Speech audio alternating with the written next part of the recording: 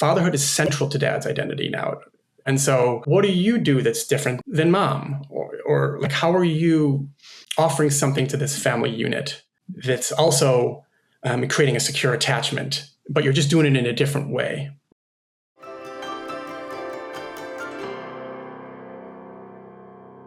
Modern fatherhood looks very different than it did even one generation ago. Many of today's dads are emotionally present, deeply involved, and active partners in parenting in ways that many of their own fathers weren't.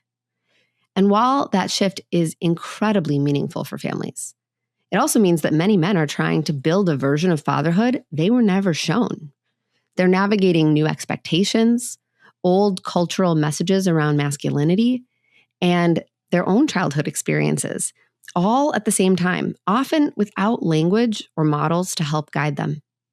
Hi, I'm Dr. Sarah Bren, a clinical psychologist, mom of two, and the host of Securely Attached. Each week, I sit down with leading experts in psychology, neuroscience, medicine, and child development to translate complex research into practical, grounded insights that help you parent with more clarity and confidence. And today I am joined by Dr. Jett Stone. Jett is a clinical psychologist who specializes in men's mental health and paternal well-being. He works with individuals and couples in his private practice and writes extensively about fatherhood, masculinity, and emotional health. He's also the author of Quiet Your Mind, a Men's Guide, that helps men understand their internal world and develop tools for managing stress, rumination, and emotional overwhelm. In this conversation, we talk about why many millennial dads feel like they're parenting without a blueprint, how intergenerational patterns shape the way men show up as fathers, and why so many dads quietly struggle with feeling like the secondary parent, especially in the early years.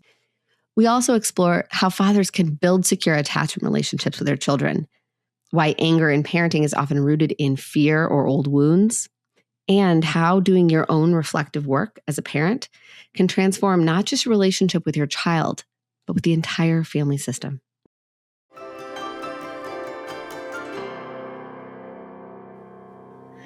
Hi, Jett. Welcome to the Securely Attached podcast. It's really good to see you. Thank you so much for coming on the show today.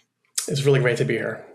Yeah, we go way back, so we can get into that. But before we start that conversation, why don't we begin with telling everyone a little bit about you and your work and kind of how your clinical focus supporting men and paternal mental health really began for you? Yeah, so I'm a clinical psychologist. I'm originally based in Connecticut and New York, so I see a lot of folks who are from the East Coast. I work with individuals, I work with couples, and my interest in specializing, I guess you could say, working with men, especially men who are new to therapy or have had unpleasant experiences in prior therapies, really began in the VA. That's where I interned at the Manhattan Veterans Affairs Hospital. And I got a chance to work with a lot of traumatized men. And I just started to think about the way that gender shows up in the therapy room and how to bring it into the room with men and talk about masculinity and think about how it shapes their experiences of trauma, but also anxiety, depression, all the things we see as therapists. And, one of the aspects of my training that I feel was lacking, I think it's probably true for most people, is that there is a great emphasis on feminism and how it became such an important part of therapy just across the board. And women have spent so much time deconstructing and reconstructing femininity and talking about it and doing the same with motherhood, and that there was this glaring absence with men, masculinity, and fatherhood.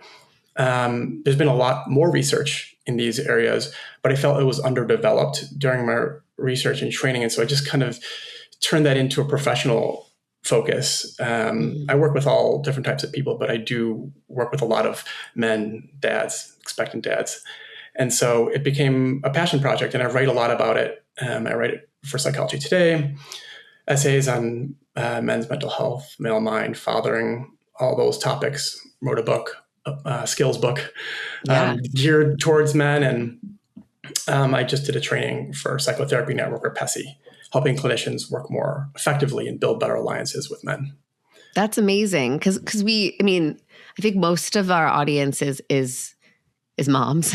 So, but I know we have dads in the audience too. I also know we have a lot of therapists in the audience. And so I think that as a therapist and a mom who has a husband who's dad in my, like, right upstairs right now, getting the kids ready for school.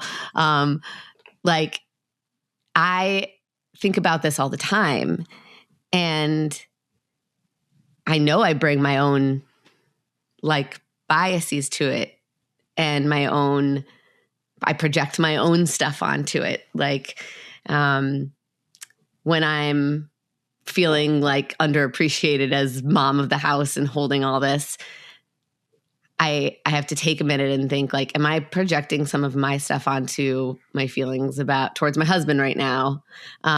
Who, by the way, is upstairs getting the kids ready for school while I record this podcast, because he's an incredibly, committed to the partnership of raising kids, which I know you talk a lot about. And we can get into a little bit, like, I don't know, talking about like the mental load that everybody carries in the family.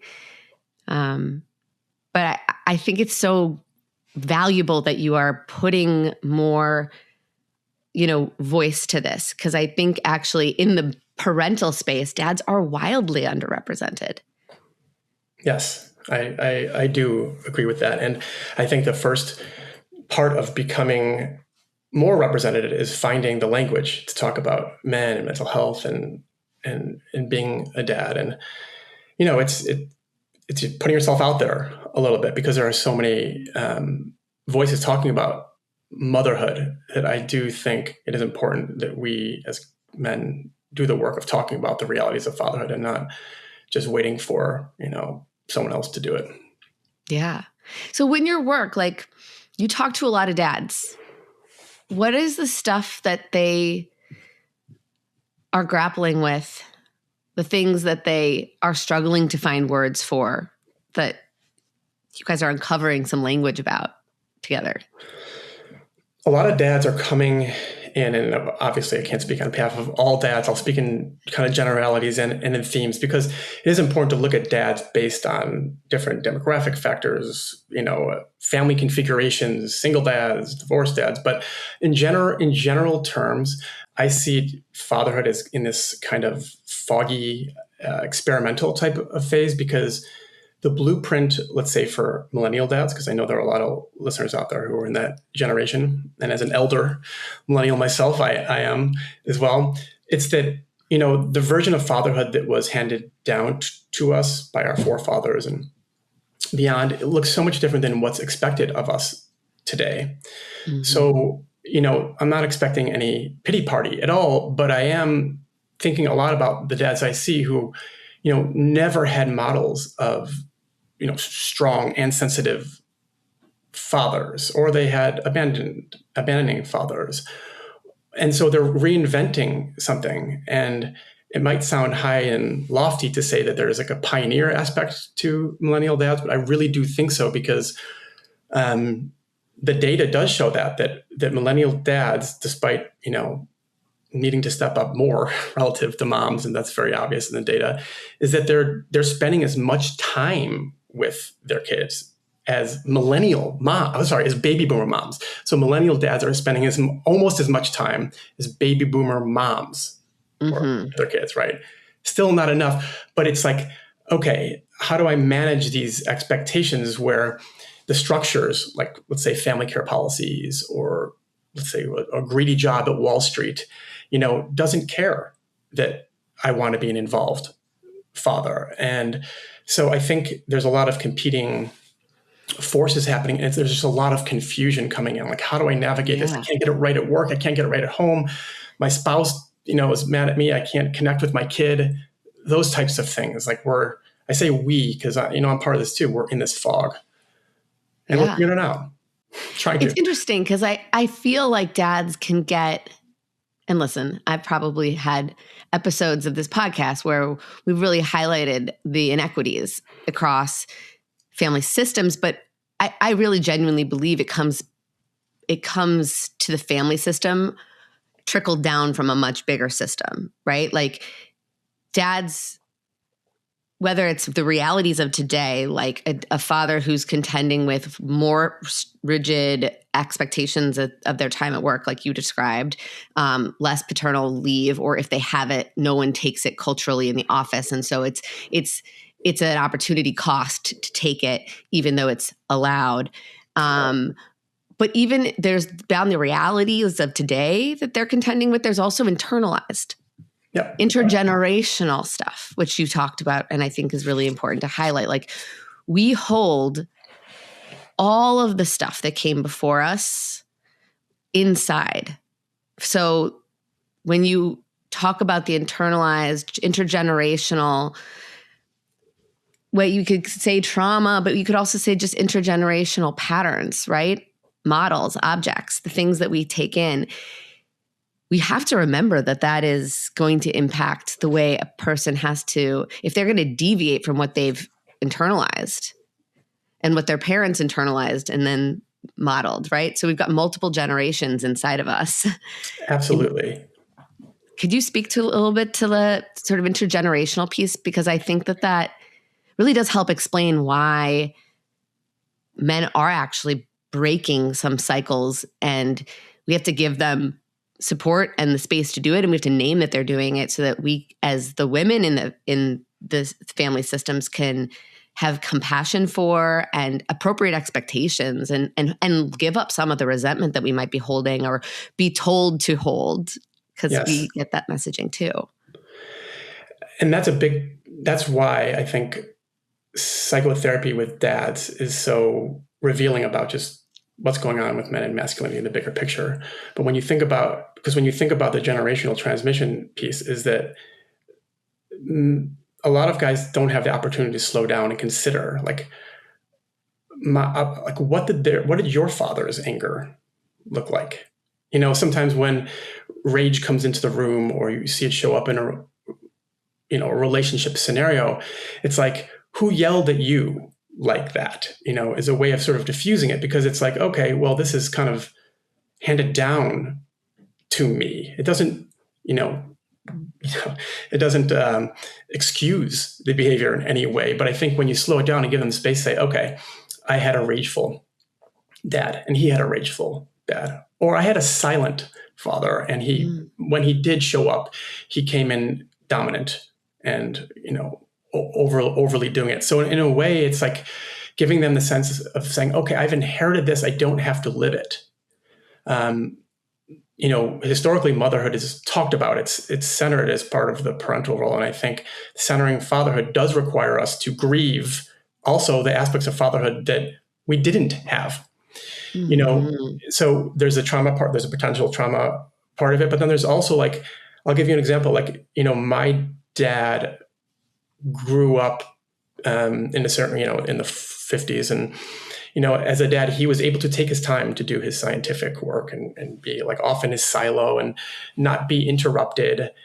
And so my process of becoming a dad was like, okay, like I'm not entitled to just being able to go off into a corner to live out my, intellectual dreams and think, and I have to at least communicate that I'm doing that or be a part of the family system. And so I had to let go of this idea that I could have my own time and I'm deserving of it and entitled to it. And that's just an example of something like, I have to, other dads might learn the ways that they have to show up that their dads didn't show up. And until you talk about it and find words for it, like, it's not a pity party. It's literally like language helps you, makes it take shape. Mm-hmm. So it gives you permission. Yes, it gives you permission. It gives you permission to say, oh, I do want to show up in the family as dad. That is a role that I value. And in order to really embody that role, I have to grieve. I think that's incredibly important. Yeah. What the fantasy of fatherhood that I might have had growing up that I didn't even realize I had, because a lot of times we have fantasies about things in the future that we don't really consciously know we're having. It's just implicit. It's this, I see what I see now as a kid, and that's what I imagine it will be later. And we have to grieve that. Yes. And to add to that is that a lot of dads, myself included, have a very like impoverished fantasy life around what parenthood looks like. I've joked before. I was like, oh, like, when I'm a teenage boy, like, oh, I'll have, kids, and I'll teach them how to throw a spiral. I'll teach my son. And then I have two like beautiful daughters that, they don't care about spirals, and it completely, different kinds of spirals, maybe. Exactly right. And so, if you're talking about sort of traditional boyhood socialization, it's like, they're not playing with doll houses on the average. Right. And so I know that that's sort of cliche, but that is a rehearsal in some degrees of what a family could look like. And you're thinking about it, and your grandmother's talking to you about, motherhood. And there's sort of this sense of passing down a fantasy of what motherhood could at least look like to latch onto.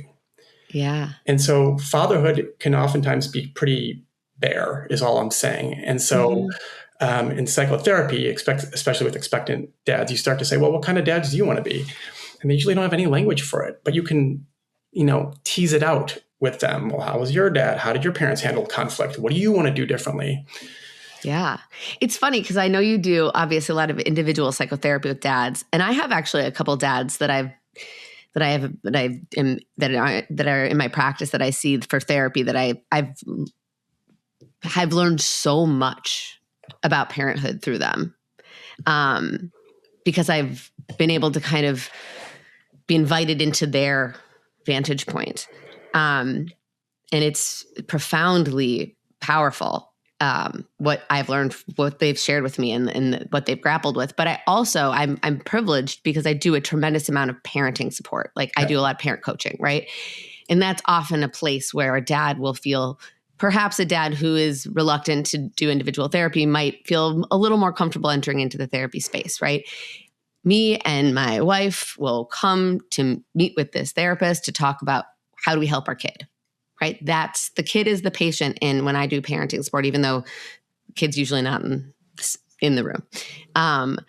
So I get to work with a lot of dads with their partners, sometimes solo, about parenting specifically, right? And one thing where I see this intergenerational piece get brought up a lot, and sometimes dads don't have the language for it, and we figure out a way to create that language, but some I'm impressed that they really can articulate it. They don't know that it's a thing.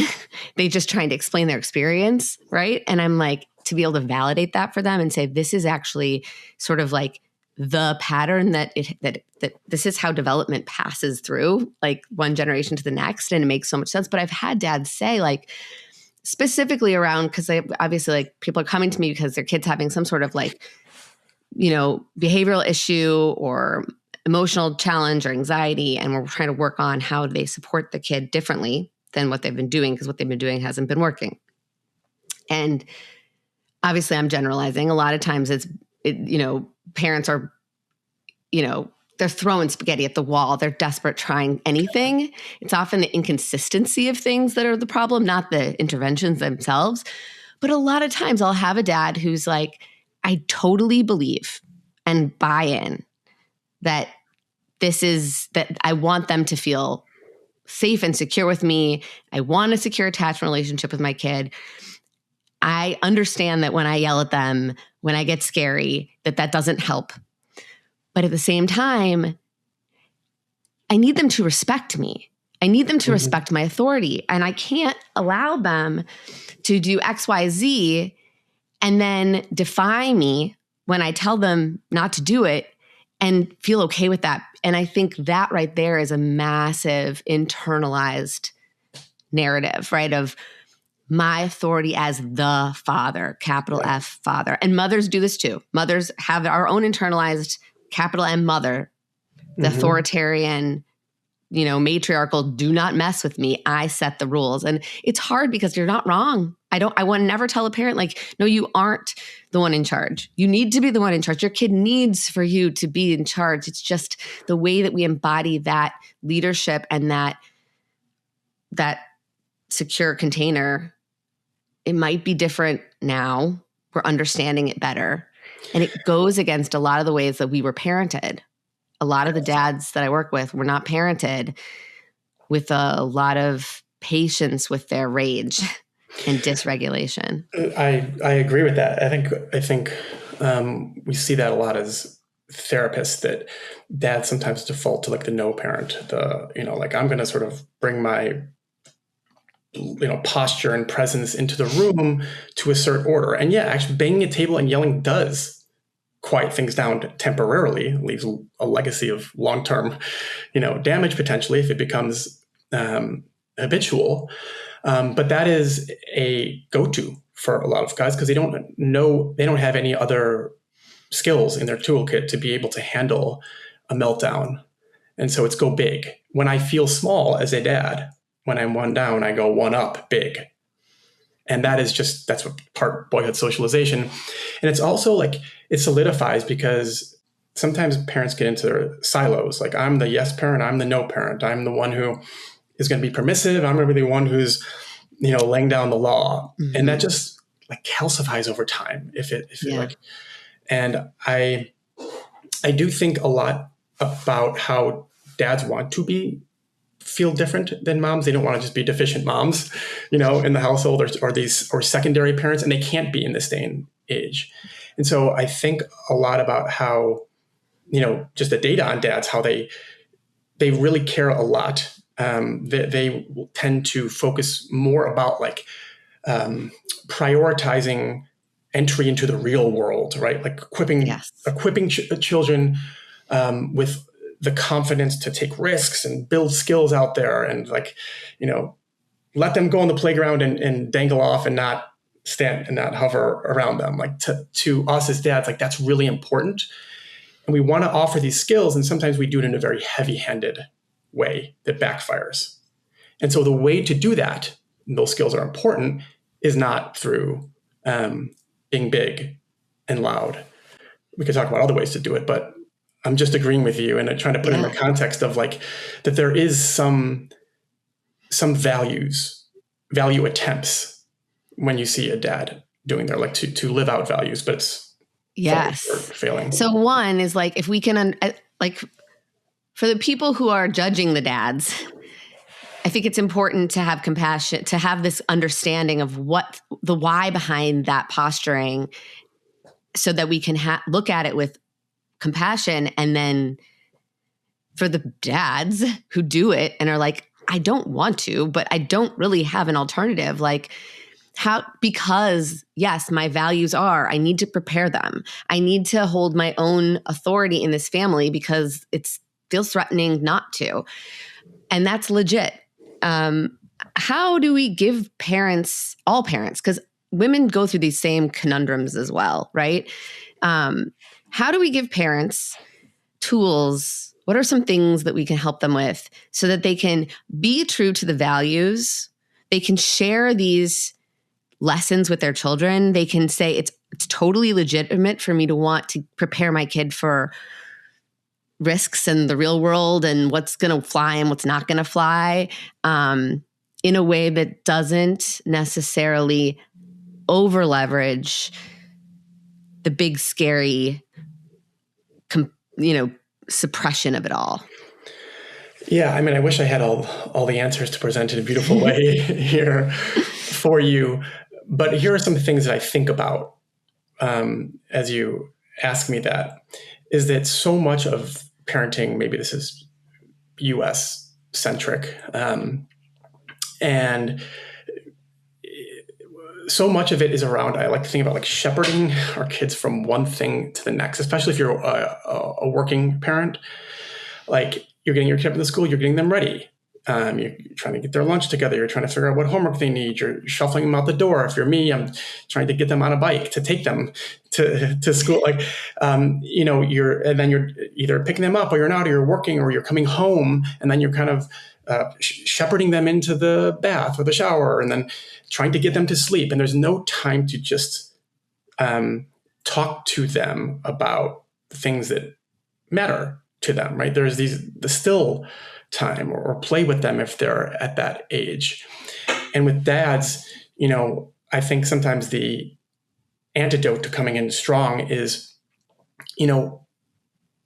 pausing that and finding a time where, handling a meltdown is one thing, right? There's better tools than, yelling to do that. But finding a time to get across the value that you care about. So if it is like you want to make sure that your kid is respectful of other kids, like carve out time, where they're still before bed or at a strike when the iron's cold moment, right? Where you can instill that value as best you can. And more recently, I've been talking to dads about like storytelling and telling them stories about their own life as a way of getting through something that they care about. Like, when I was your age, I also like didn't like the clothes that I was wearing and I would throw fits, but what I learned later on, it's in that type of mode because kids listen to stories. And so dads don't default to that a lot. And so I've been trying to coach them in that way too. Like, well, what were you like when you were a 6-year-old getting ready in the morning? What do you remember? Tell them that story, right? That sort of thing. It's a side door approach. Yeah. As opposed to I love that. direct. I talk about that a lot actually, because I think that those are what I call the before moments. So if you think about parenting, a lot of times we're like, okay, my kid is losing it here. Mm-hmm. That's the during. Think of it as like, if there's a before, during, after. During is the heat of the moment. There's really not a whole lot of good parenting that we have access to. Our toolbox is so tiny in that moment, but we always want to figure out what are we supposed to do in that moment. Frankly, not much. Just keep it like from getting worse if you can, and let it fly. Like let it fly. Let it take its course. Keep it safe, and then leverage the other moments. The after is a great time for like looking back on and trying to help kids like understand cause and effect, connect the dots. That's where you can talk about consequences, right? But talk about it, not in the heat of the moment. And then the before the next one. Yes. The before the next one is, I think, the most underutilized time for like useful parenting and teaching and guidance. If we want to build skills to like reduce what's going on in the during. Yes. And I think that's what you're talking about here. Like dads will often say like, well, but how am I supposed to respond when they're saying, really disrespectful things to me in the moment? And I would say in the moment, say to yourself, this is lava. I don't dissect lava. It's just lava. I'm not responsible for changing the chemistry of lava. In the before the next lava, that's when you could do all these things that teach them all these important lessons that you feel, rightly so, they must learn. Yes. And I think parents feel, especially dads, because when they realize this, they still get to feel powerful, appropriately powerful. We all want to feel agentful and have power to affect change and to do what we think we're here to do, right? Mm-hmm. Guide our kids, teach them to be good, upstanding humans and to respect authority and to be kind and not to hit their sister, like all the things that we feel we have to do as parents.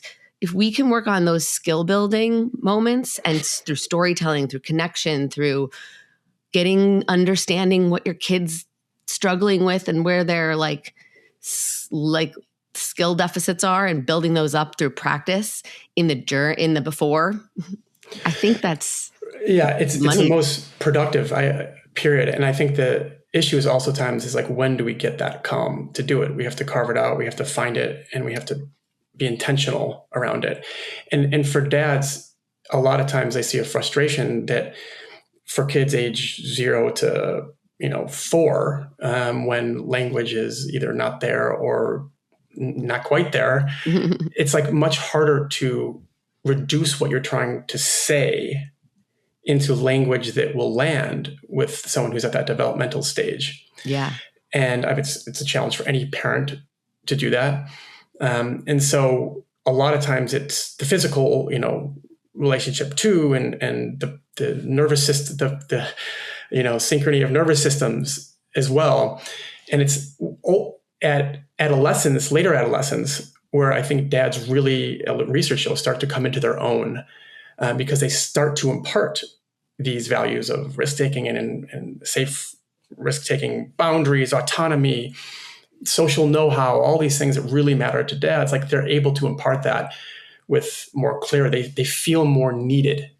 And maybe that's another word to bring into this, that in the perinatal phase especially, but beyond that as well, a lot of dads come in feeling like secondary, all excited to feel all the feels of new fatherhood. And then you feel like, oh my gosh, like it's this maternal system that's so beautiful. And I like don't quite have full entry into it because of biological, constraints, but also, there's not always this beautiful oxytocin bond for either parent.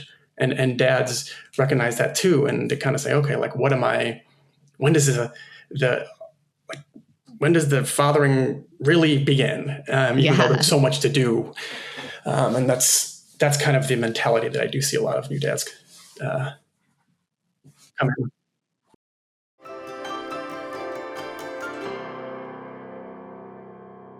As we're talking about the emotional lives of fathers and how family dynamics shape the way we show up as parents, I want to pause for a moment to share a little bit about the work that we do at my group practice, Upsher Psychology Group. Parenthood doesn't just change your schedule. It changes your identity, your relationships, and the emotional patterns you bring into your family. And so often, the challenges that parents face aren't happening in isolation. They're happening inside a family system where everyone's needs, histories, and stressors are interacting with each other. At Upsher Psychology Group, we work with the whole family system. That means supporting moms, dads, couples, and children as they navigate the emotional and relational challenges that naturally arise in family life. And we do this whether the whole family's in the session or just one person. So maybe you're noticing patterns from your own childhood showing up in your parenting. Maybe you and your partner feel stuck in recurring conflicts around the mental load or parenting roles. Or maybe your child is struggling and you're trying to figure out how to support them while also taking care of yourself.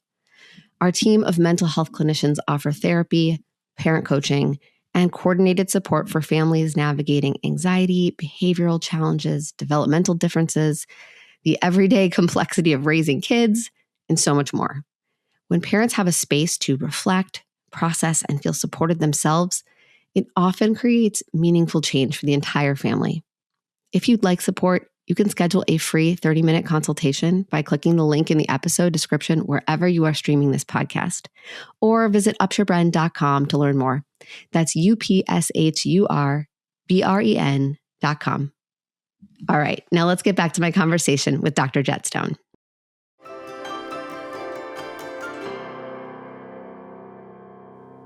Is there a way that women can, in understanding this sort of like tendency for there to feel like maybe like I'm on the outside looking in and I don't know, / maybe I'm a little nervous to interrupt the bonding that I'm seeing you have? And so maybe I might just quietly sit and not share that I feel this sort of like longing to be included. If we understand it that way, like what are some things that you've seen be helpful for dads you've worked with to find a way in, to feel like they can be they might not know how to say, they might even not know to say it, right? Like we might need to invite them in. Yes, possibly. I just feel like it's sometimes difficult to ask moms, to layer on another task for them to take on in that moment, because they're also like juggling a massive amount of stuff. Mm-hmm. But if there is something, I would say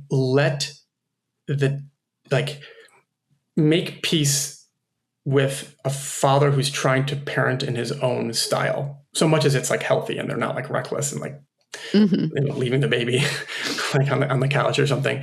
Like allow him to screw up and do the diaper inefficiently, or figure out the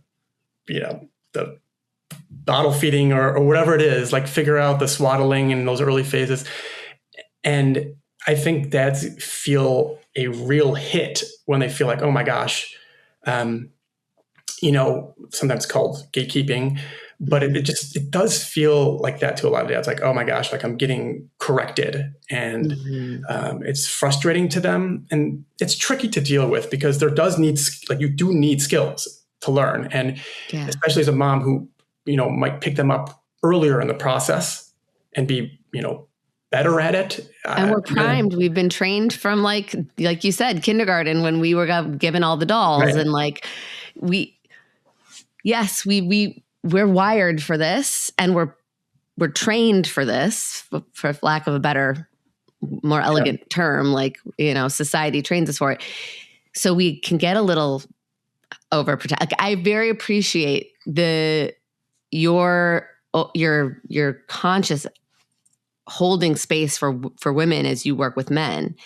But I think, as a mom and as a woman who works with lots of moms, but I also feel like my patient always is the family system every time, no matter who I'm working with.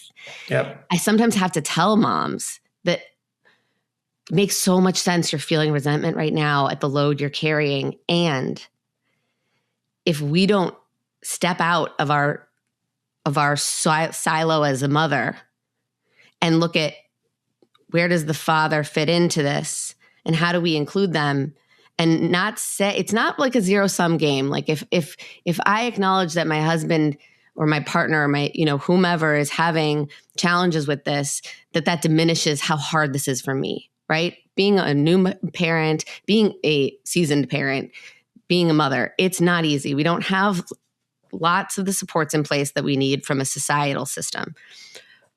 But if we identify as the martyr in the family, it doesn't help either. And we build resentment, and we hold this load, and yes, we need to talk about redistributing the load a lot of times in families. But to do that, you need both partners at the table, and you need safety in that relationship to say, like, hey, your needs are valid, my needs are valid. We're both overwhelmed. Yeah. It's hard for both of us. And the family system, what does our kid need? What do you need? What do I need? That conversation can't happen if we're holding resentment because we feel like a martyr, and we feel like if I admit that my partner's struggling, it diminishes my struggle. Like, that is a troubling narrative that I think happens too much. And I very often talk to families about, hey, I think this is happening here. And like, how do we break out of this a bit? Because it's going to make it really hard to find equity in the family system. Oh, yeah. There are so many instances where you have to look at the family system to understand the dynamics of what's going on with dads. So it is helpful. And if they feel like they're outside of the system, you have to bring them in. And so to boil down, maybe my response to the previous question is like, from a mom hearing, you got this, dude, like you're doing great. Like it's something so simple. It's like short, sweet, like, oh, you messed up doing that. Like, don't worry about it. You're going to be great at this. I honestly think nothing needs more to be said. And same to a mom, that would be like music to their ears too. And I think so many dads are just like out there feeling like, okay, I'm a secondary parent.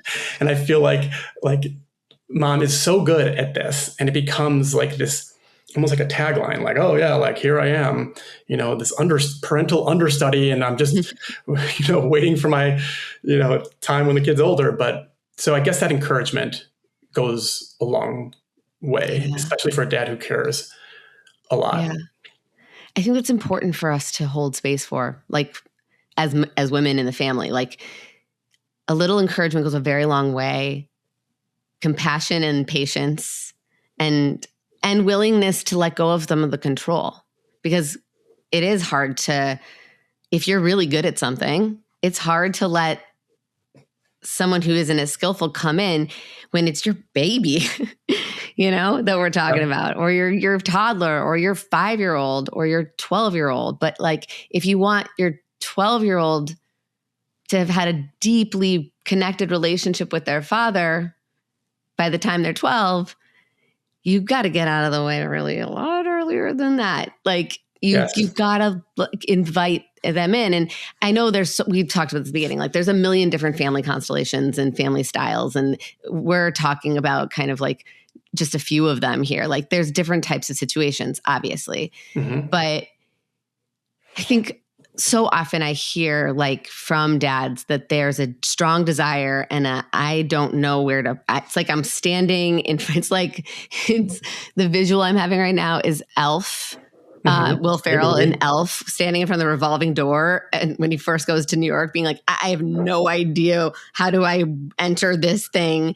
And I'm like, yeah, I can imagine that could be how it feels. Yes. Elf is a great movie. And so if knowing that there is an elf-like thing going on upstairs and then, it's then also good to just give them time alone, especially in the early phases of parenthood, but later on too, that you got this. Like you don't even need a script, you need anything, like let me know. But time alone to spend. I see it with dads who there are times where they're being kind of like, well, like, I don't know, let's bring in some support. Let's bring in a babysitter. Let's bring in, your parents or my parent. And so just letting them, as the kids say, cook, right?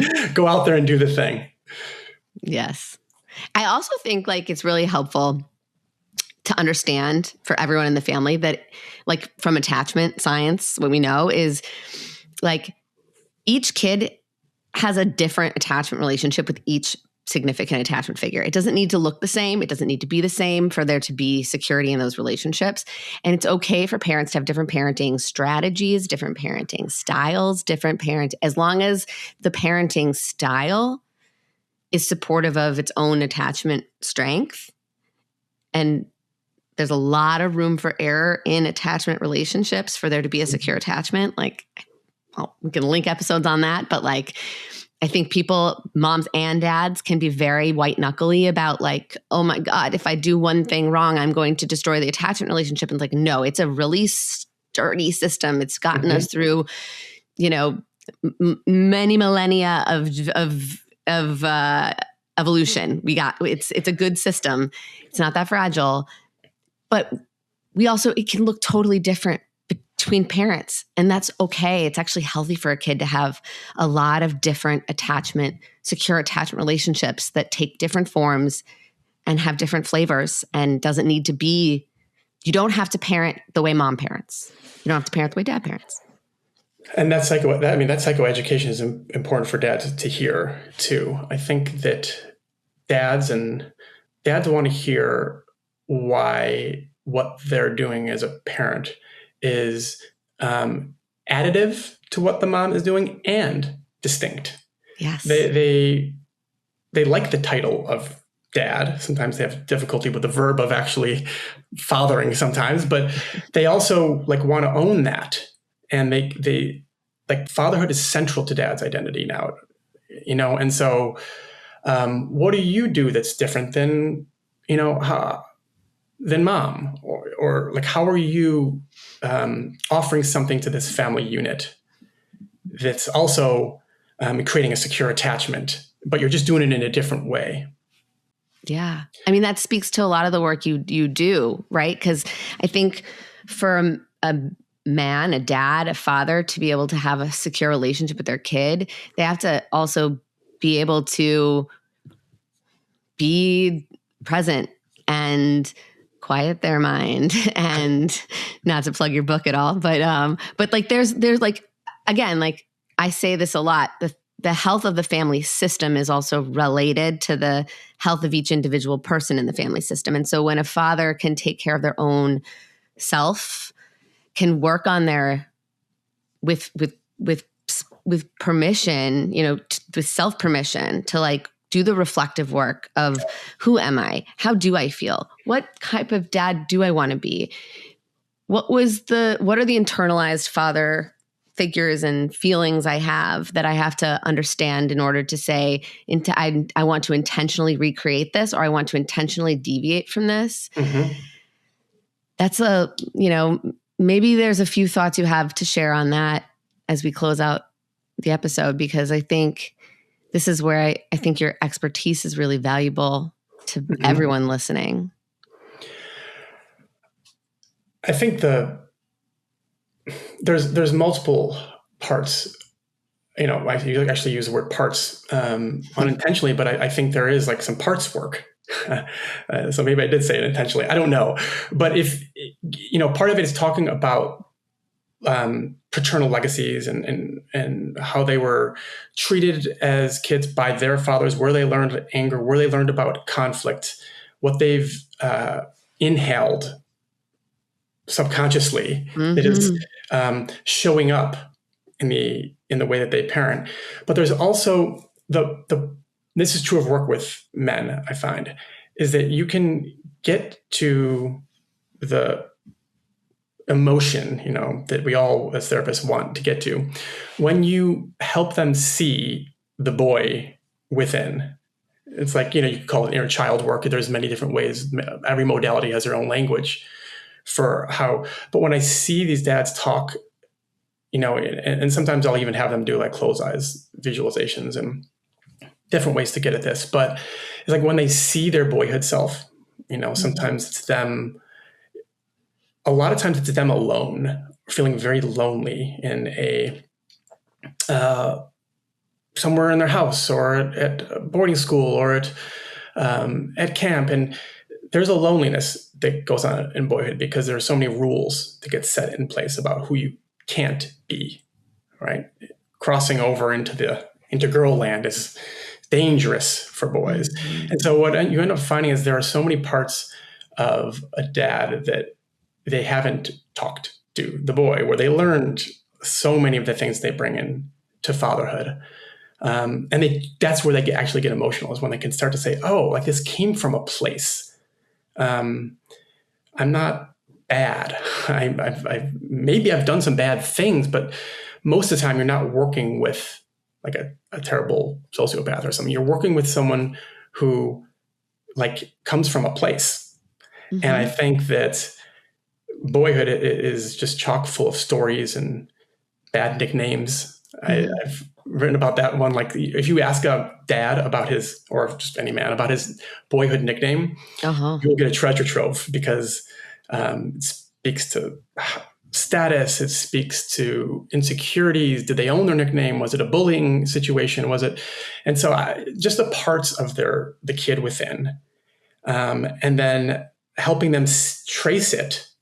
Like, oh, I could see how that like mentality or that kid and what he was facing and how all the things he learned to do to cope with feeling wounded in some way, all the ways he had to adapt, and how that enters into adulthood and then later fatherhood. Yeah. Like, so that's a lot of words to put. No, but it's so profound. I think it's so important. And I think anyone can really, really resonate with this idea of like, when you think about the boy. Yes.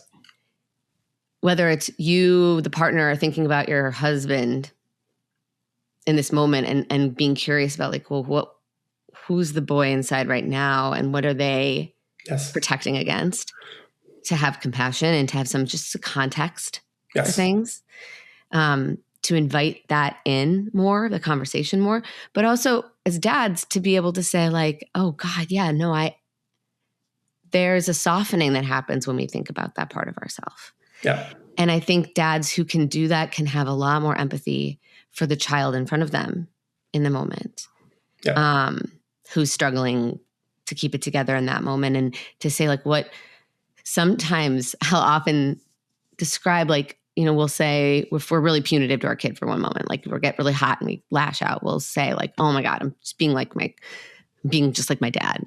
Right. And caveat, my dad was like the most gentle parent ever. So my parents like did gentle parenting without realizing it. This is a thing. They just ahead of their time. I got lucky. Maybe that's why I do the work I do today. But, okay. Oh, that was my critical parent, right? That just came out at me. And sometimes, yes, we are just parroting the things.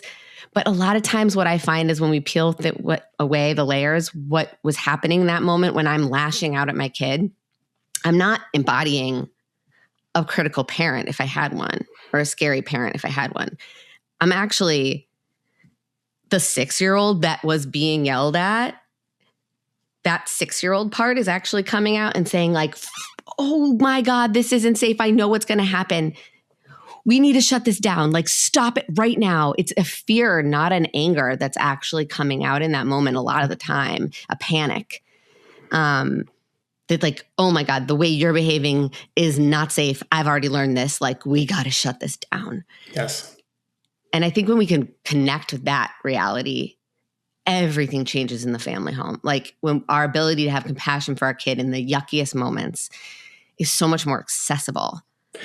Yes. And I think that what can hold men up and dads up for the context of this conversation is that they say they want structured treatment, right? And that's fine. You can be upfront and very structured about how you're going to do it.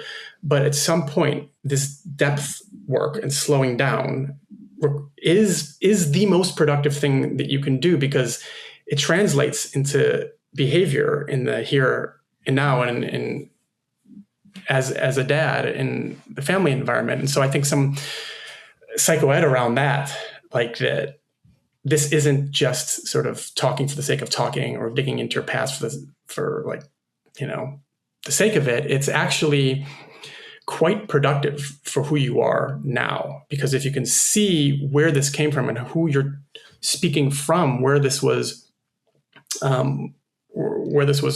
modeled to you, why you adapted to the way that you were parented, like it all makes so much more sense. And I with therapy with men, I always front load the clarity of these things, because a lot of guys will come in saying, I don't even know if this is worth the money, like yet. Mm-hmm. And I don't see the value in talking my way into a better life. Yeah. And so you kind of, I find myself having to sell what these aspects of therapy that we're talking about are upfront and why it's worth it. Yeah.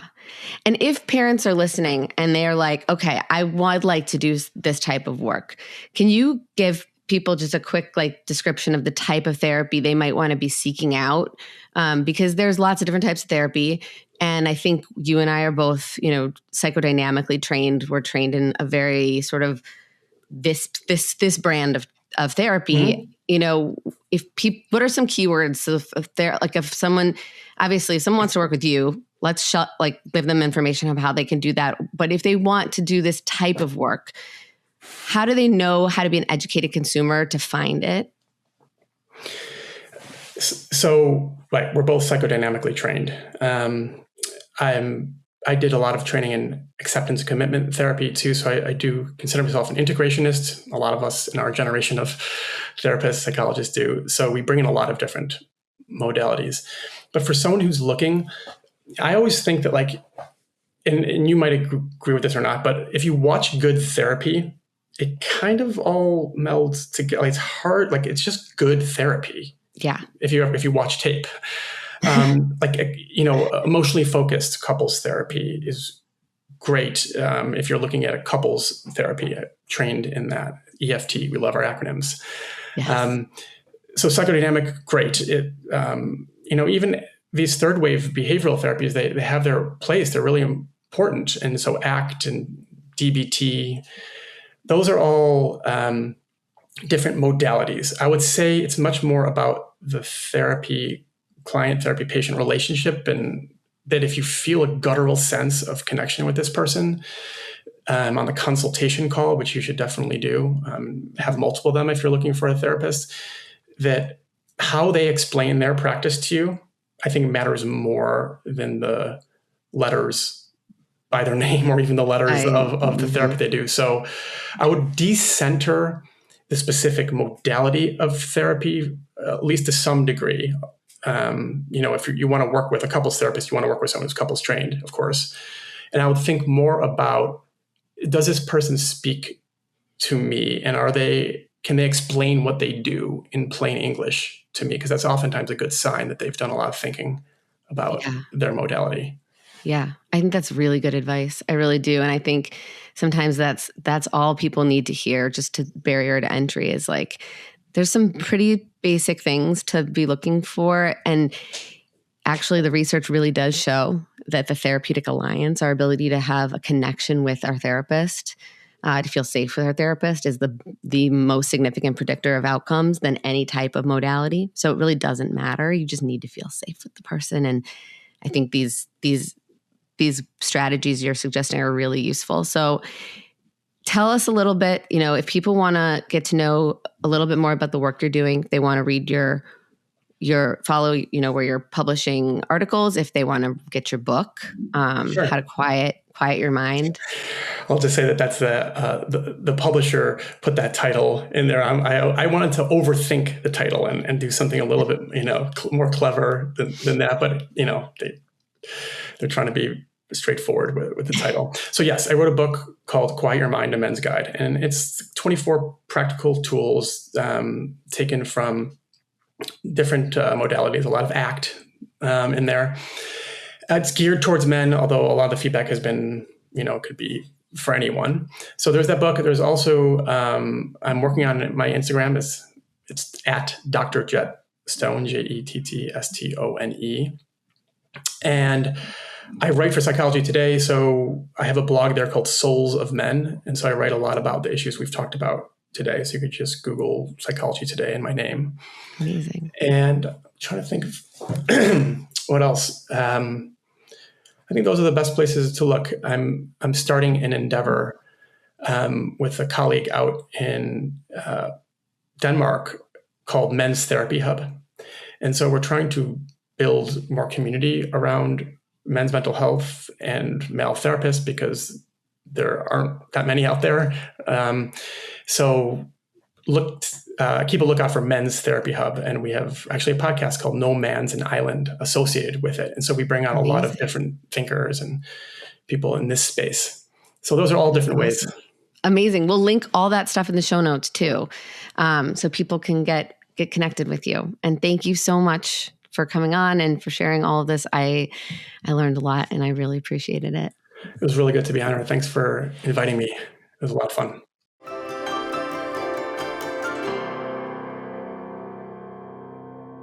If you enjoyed listening to this conversation, I want to hear from you. Share your thoughts and your feedback with me by scrolling down to the ratings and review section on your Apple Podcast app or whatever app you're listening on. And let me know what you think of this episode or the show in general. Your support means the absolute world to me. And just a simple tap of 5 stars can make a real impact in how this show gets reached by parents everywhere. So thank you so much for listening, and don't be a stranger.